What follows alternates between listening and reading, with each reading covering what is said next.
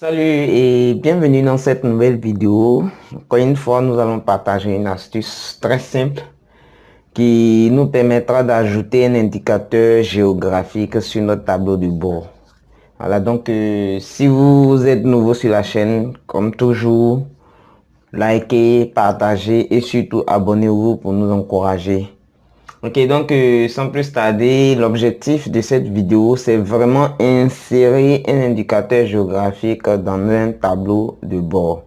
Donc nous allons prendre un exemple très simple pour permettre à tous ceux qui suivent la vidéo de pouvoir maîtriser cet aspect. Donc nous avons bien sûr notre base de données. Au finish, voici l'objectif que nous voulons atteindre avec cette vidéo. Donc nous avons une carte. Voilà, donc c'est bien sûr une carte d'une des plus grandes villes de Côte d'Ivoire, notamment Abidjan, avec toutes les communes. Donc dans notre exercice, nous allons prendre juste l'exemple, ça peut être l'exemple d'une entreprise commerciale qui vend des produits dans toutes les communes, une entreprise de livraison, peu importe. Mais c'est un exemple pour pouvoir faire une analyse géographique du chiffre d'affaires.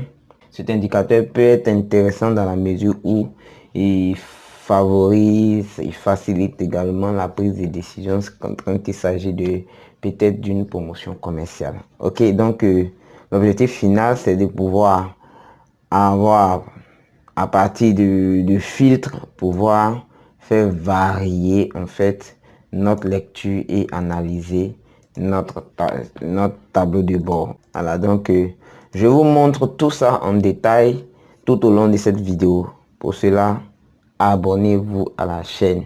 Ok, donc déjà sans plus tarder, nous allons commencer. Donc c'est bien l'objectif de la vidéo, pouvoir faire des filtres de façon dynamique et faire nos analyses. Ok, donc la première étape serait déjà de préparer notre base de données, utiliser la base de données existante. Donc je vais copier toute cette base dans une autre feuille. Voilà, nous allons recommencer à zéro. Donc je copie la base, je crée une nouvelle feuille et je colle, CTRL V. Ok, donc ma base, elle est là. Ok, donc en plus de cette base, je vais aussi renommer base.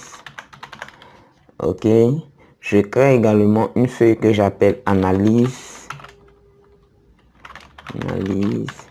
C'est dans cette feuille que tout ce qui est comme analyse de données, des indicateurs, les TCD, c'est cette feuille qui va recueillir tous ces éléments. Ok, donc en plus, nous ajoutons une troisième feuille qui sera notre tableau de bord. Je vais juste abréger TB, tableau de bord. Ok, donc nous avons notre base de données, notre feuille analyse et puis notre tableau de bord. Bon, c'est juste pour la beauté, le design. Donc, vous choisissez juste de ne pas afficher le quadrillage. Ok. On peut changer l'arrière-plan, mais tout ça, on va le faire à la fin. Ok. Donc, nous sommes à ce niveau. Nous allons maintenant analyser notre base de données. Ok. Donc, la base de données peut se constituer de plusieurs éléments, comme vous le voyez. C'est une entreprise commerciale avec des produits, bon, c'est un cas d'exemple. Donc, une entreprise commerciale ou bien une entreprise de livraison, une entreprise de gestion de flotte de véhicules. Donc, ça peut être n'importe quelle entreprise qui exerce une activité sur un territoire donné. Ok. Donc là, cette activité a un certain nombre de produits qui mettent sur le marché avec un certain nombre de couleurs. Donc ici, dans notre indicateur graphique, géographique plutôt, c'est de pouvoir avoir le chiffre d'affaires par zone qui sera symbolisé par des cercles. Ok, voilà, symbolisé par ces éléments. Ok, par ces différents, bon, je dirais boules qui vont nous montrer le volume de l'activité par zone. Ok, donc plus le volume est élevé, vous verrez que le cercle sera un peu plus grand. Ok, donc plus le maximum également aura une autre couleur. Donc vous verrez bien que lorsque nous faisons le filtre, vous voyez que pour les produits de couleur rouge, c'est bien la commune de Treichville qui est leader dans les produits de couleur rouge. Cela peut entraîner, peut favoriser par exemple la prise de décision du manager ou la prise de décision de celui qui est chargé de faire l'analyse. Ok, pourrait dire augmenter peut-être les produits de couleur rouge dans cette zone. Ok, donc c'est juste un petit exemple qui pourra vous aider dans votre activité de l'analyse, que vous pouvez adapter à tout ce que vous faites. Ok, donc nous revenons sur notre feuille de base, notre feuille de truc. Donc là, nous sommes dans le volet analyse. Ok, donc c'est là que nous allons produire tous nos TCD. Ok, tous les indicateurs auront pour source des TCD. Voilà, des tableaux croisés dynamiques.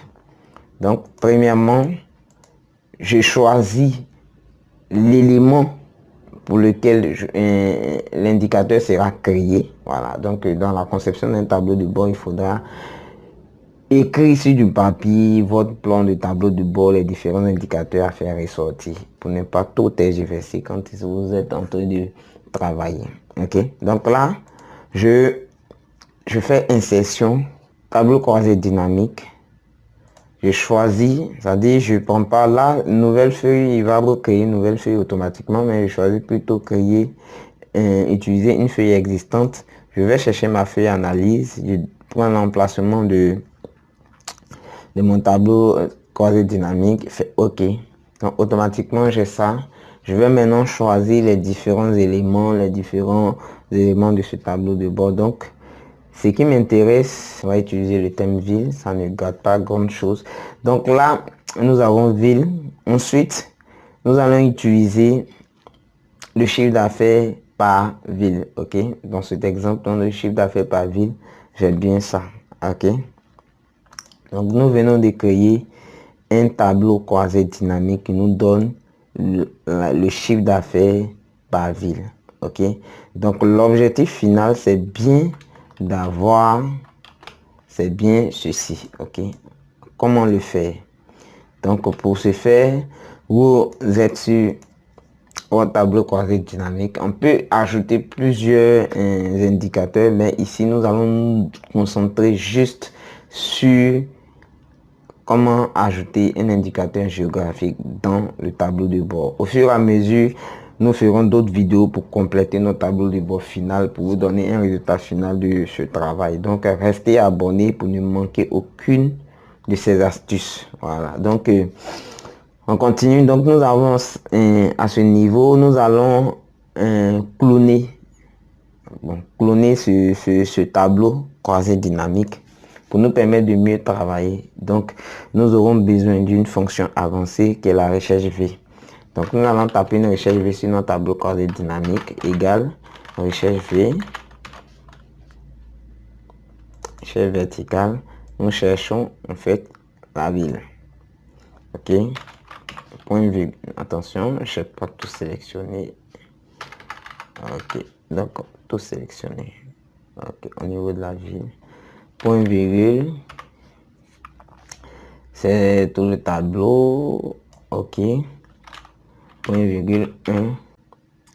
Donc pour tous ceux qui n'ont jamais utilisé la fonction recherche V, j'ai fait une vidéo dans ce sens, dont le lien se trouve dans la description. Ok, donc là nous avons recherche V.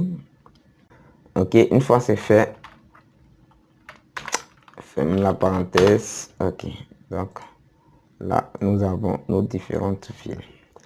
Ensuite nous allons recopier la fonction recherche V pour aller chercher le chiffre d'affaires. Voilà, donc on va recopier chiffre d'affaires, c'est dans la colonne 2. Ok, donc là nous avons le chiffre d'affaires. Bon, nous sommes légèrement en forme. Ensuite ici nous avons ville. Bon, nous avons appelé ça ville, mais c'est plutôt commune, mais c'est pas bien grave. Ville, chiffre d'affaires. Là nous allons chercher les coordonnées. Ok, c'est important d'avoir les coordonnées de chaque ville. Ok, Donc les coordonnées, c'est bien sûr Y. Ici, on parle généralement dans les positions géographiques, on parle de la latitude et la longitude. Ok, donc ici, nous allons utiliser un terme coordonnées pour nous permettre d'avoir exactement la position du chiffre d'affaires sur la carte. Ok, donc nous allons attribuer des coordonnées pour chaque élément. Ok, donc premièrement, on le fait de façon aléatoire, donner des valeurs qui ne sont pas forcément les bonnes valeurs. On va juste faire ceci. Bon, je fais ça d'abord. Ok, incrémenter. Ok, donc là, et puis je fais... Ok, c'est des valeurs qu'on aura adaptées. Ok, donc incrémenter aussi. Non, je vais plutôt incrémenter de façon positive. Bon, je mets plutôt 10 et puis incrémenter de façon... Ok. Ok, donc là, nous avons les coordonnées pour chaque ville. Ensuite, nous allons effectuer un calcul qui va nous permettre de déterminer le maximum. Ok. Donc là, je mets maximum, max. Max. Ok, donc nous voulons avoir le max à ce niveau. Fais une petite mise en forme. Ok, une petite mise en forme. Ok. Donc là, petit tableau. Ok, ça marche. Donc là, nous venons de finir une première étape. Ok. Donc dans la seconde étape, nous allons maintenant introduire un graphique. Ok. Donc clique dans un espace. Je vais dans insertion.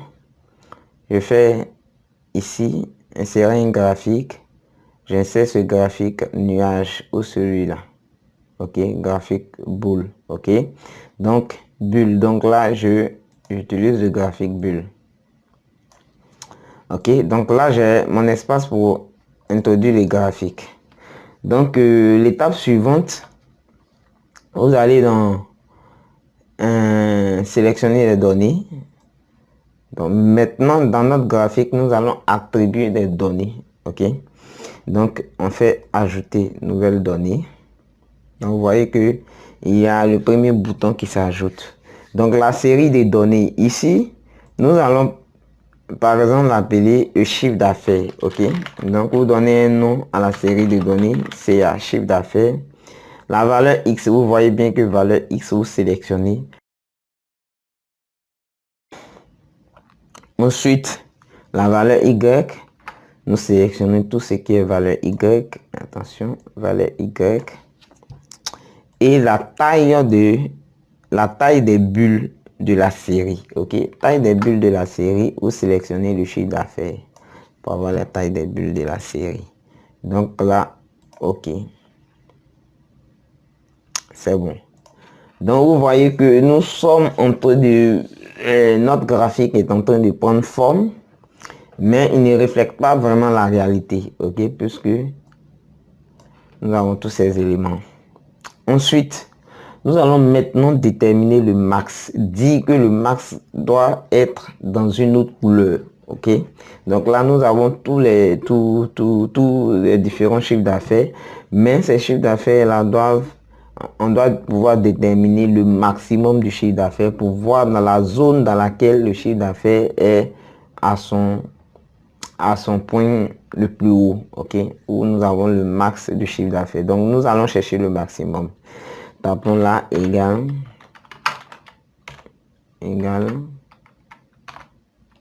max. Ok, donc nous cherchons le maximum à ce niveau dans le chiffre d'affaires, donc le maximum de chiffre d'affaires. Ok, il faut figer l'élément pour qu'en tirant on n'ait pas de décalage. Donc je fais F4, je ferme la parenthèse. Attention, parenthèse, entrée. Donc vous voyez bien que le max c'est bien ça. Donc quand vous tirez, Ok, il y a un problème, il répète le max tout au long de la colonne, ok, sur toutes les lignes de la colonne. Donc ce que nous allons faire, nous allons lui dire que lorsque le maximum, si par exemple nous sommes dans une ville, si le maximum correspond à la ville, il faut le mettre, dans le cas contraire, ne rien mettre. Donc nous allons déjà recopier cette fonction-là, la couper, recopier la fonction, couper et taper la fonction si. Donc si le chiffre d'affaires de la ville à Bobo est égal au maximum, il faut mettre le maximum, ok. Dans le cas contraire, ne rien mettre. Fermer, entrer. Ok, donc vous voyez bien que le chiffre d'affaires ne correspond pas au maximum, donc il ne met rien. Je tire. Ok, donc c'est bien dans la commune de Yopougon que nous avons le meilleur chiffre d'affaires. Ok, donc là nous venons d'avoir le chiffre d'affaires, le meilleur chiffre d'affaires. Nous allons retourner sur notre graphique, faire création, aller dans sélectionner des données, ajouter une nouvelle donnée. Cette fois-ci, nous mettons le max. Ok. La valeur de x est pareil, sélectionner x. La valeur de y également, sélectionne la valeur y. Et puis la taille, cette fois-ci, nous n'allons pas sélectionner le chiffre d'affaires, mais nous sélectionnons juste le max. Ok. Donc vous voyez que dans le max, il y a une seule valeur. Ok. Donc la valeur prend la couleur orange que nous pouvons changer après. Ok. Ok. Donc là, nous venons de définir nos différents éléments. Vous allez sur le graphique, clic droit, sélectionnez format de la zone de graphique. Ok. Donc là, nous allons maintenant introduire une image dans notre graphique. Vous faites remplissage ici, remplissage avec image ou texte. Ok. Sélectionnez. Ici, automatiquement, Excel a détecté l'image parce que je l'ai déjà utilisé. Ok, je l'ai déjà utilisé. Sinon, si l'image n'était pas détectée, vous allez aller dans insertion et aller chercher l'image, ou bien l'image, vous choisissez l'image et vous l'insérez. Dans le cas contraire, vous cherchez l'image sur internet et vous l'avez, ok, vous l'insérez. Donc là, nous avons maintenant l'image, ok. Donc sur l'image, nous avons déjà les différentes communes qui apparaissent. Donc c'est maintenant d'ajuster chaque bulle à chaque commune, ok. Et c'est là qu'intervient l'attribution réelle de chaque coordonnée à notre graphique, ok. Donc avant de continuer, nous allons diminuer légèrement la taille de ces bulles, ok. Donc nous cliquons sur les bulles et nous allons dans option des séries. Donc option des séries, vous regardez, c'est mis 100%, vous choisissez un pourcentage. Ici nous allons prendre 35%. Ok, donc 35%, vous voyez bien que les bulles ont maintenant une taille raisonnable. Ok, donc nous continuons à ce niveau. Nous allons maintenant attribuer chaque coordonnée à chaque commune. Ok, donc par exemple la commune d'Abobo, ici nous allons aussi donner au niveau des axes, nous allons pour paramétrer nos axes. Vous voyez bien que le minimum c'est bien 0, donc vous mettez 0 minimum, le max c'est 12.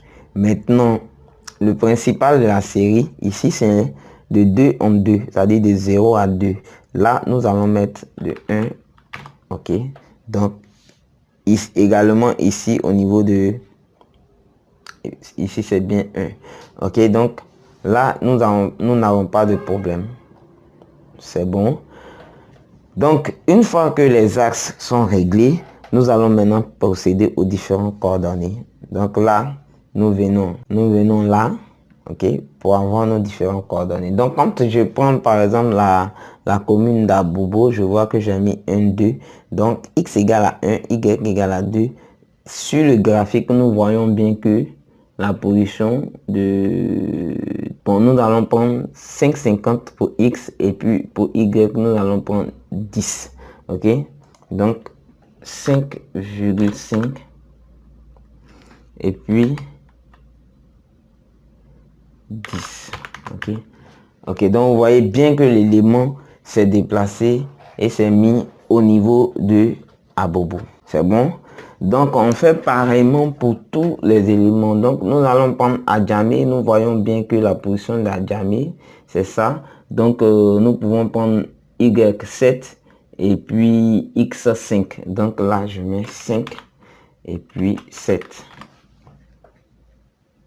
Attention, j'ai mis 57. Vous voyez ce que ça a donné. Donc 5 plutôt. Et puis 7. Ok. Donc là, nous sommes sur Adjamé. Ensuite, Cocody, nous avons... Cocody, nous pouvons prendre... oui, 7,50 et puis 6. Donc, Cocody, nous allons prendre 7,56. 7,5 et puis 6. Ok. Donc, Cocody. Ensuite, Kumasi, nous allons prendre 8. 8, 2. Donc, 8, 2. Attention, 8, 2. Ok, donc Kumasi. Ensuite, Marcory, nous allons prendre aussi 7, 2. Donc, 7, 2. Ok. Donc, Marcory. Un plateau, nous allons prendre par plateau 5,50. 5,50 et puis 4,50. Donc, 5,50. 5,5 et puis 4,5. Ok, super. Donc là, nous avons un plateau. Pour les 5,50. 5, c'est mieux. Ok, c'est bon. Donc, nous avons un plateau. Ensuite, Port-Bouilly, c'est bien 9, 1. Donc, Port-Bouilly, nous allons prendre 9 et puis 1. Sélectionner quadrillage. On les supprime. Ok, donc là c'est fini. Nous venons ici, on supprime. Ok, supprime ça. Ok, donc nos différents bulles sont ainsi répartis.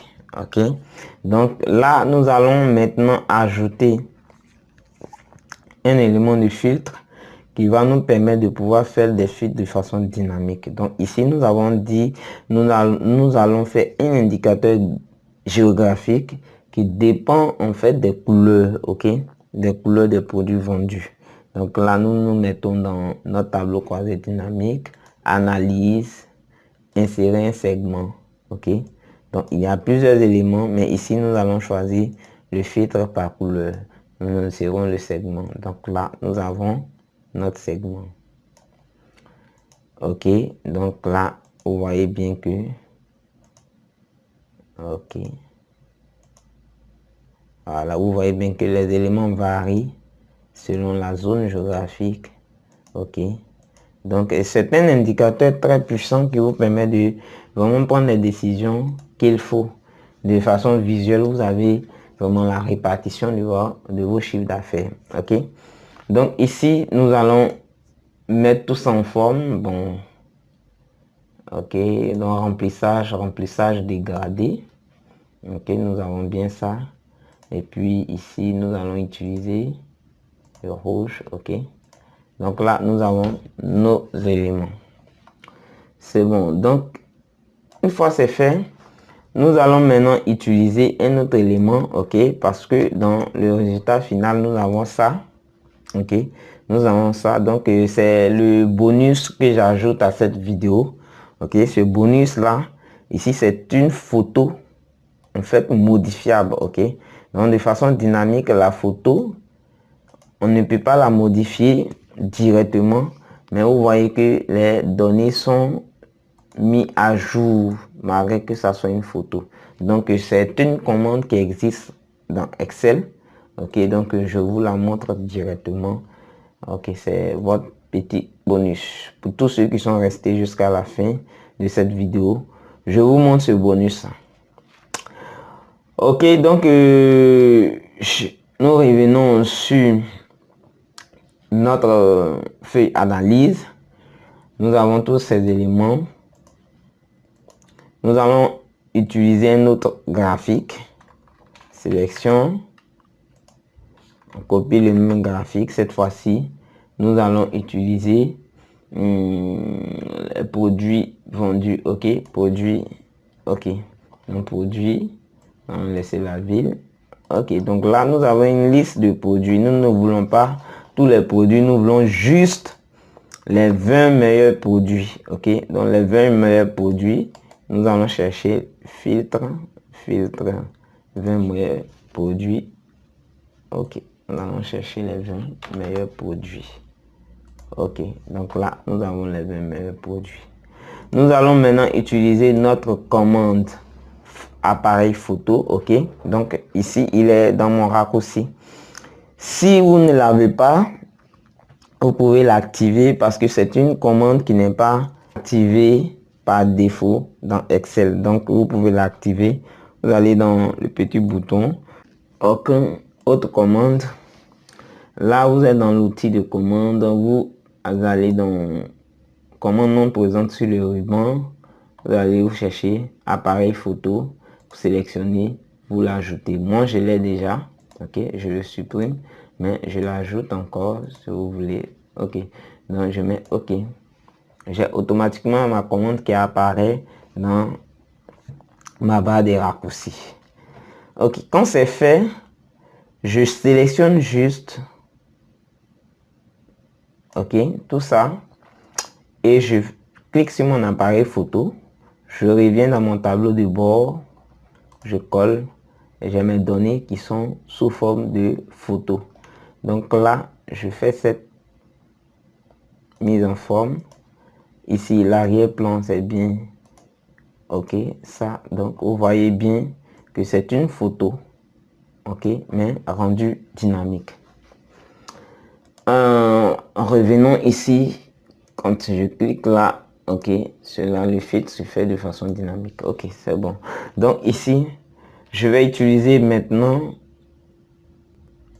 mon graphique. Je fais du copier. OK, si vous voulez.